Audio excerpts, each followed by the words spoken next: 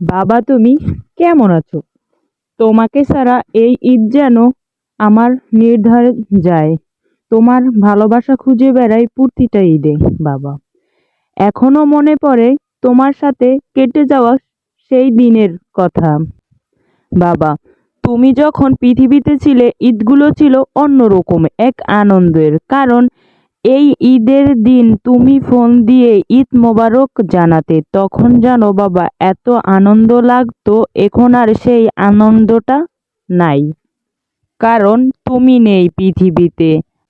আমার মনে হয় পৃথিবীর অর্ধেকটা যেন চলে গেছে আমার জীবন থেকে। এখন তোমরা তোমার মতো করে আমার খোঁজ খবর আর কেউ নেয় না। তুমি সবসময় বলতে আমার পরিবার ও মেয়ে অনেক দূর থাকে, আমার মেয়েরা খোঁজ খবর আগে নিতে হবে।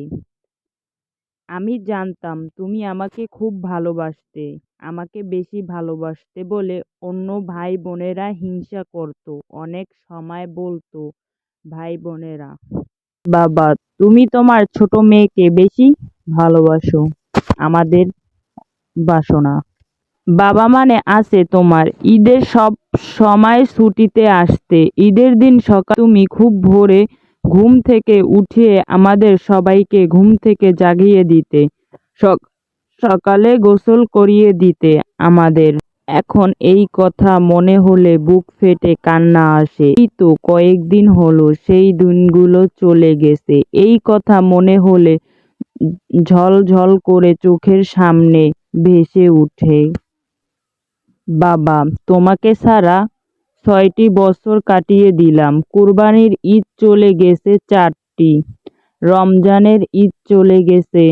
বিশ্বাস করো বাবা, তোমাকে ছাড়া এই ঈদে আমার আনন্দ লাগেনি।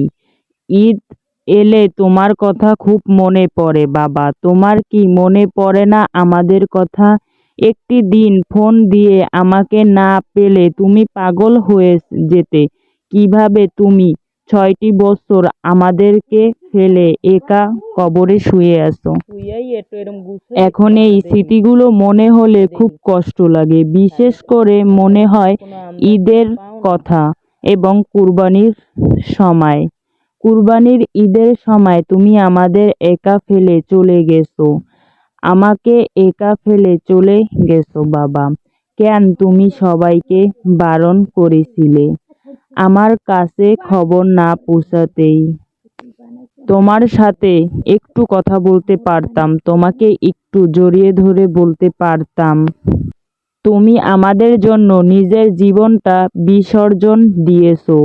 সারা দিন কাজ নিয়ে ব্যস্ত থাকাটা, ঠিকভাবে খাওয়া দাওয়া করতে না সময়, সব সময় আমাদের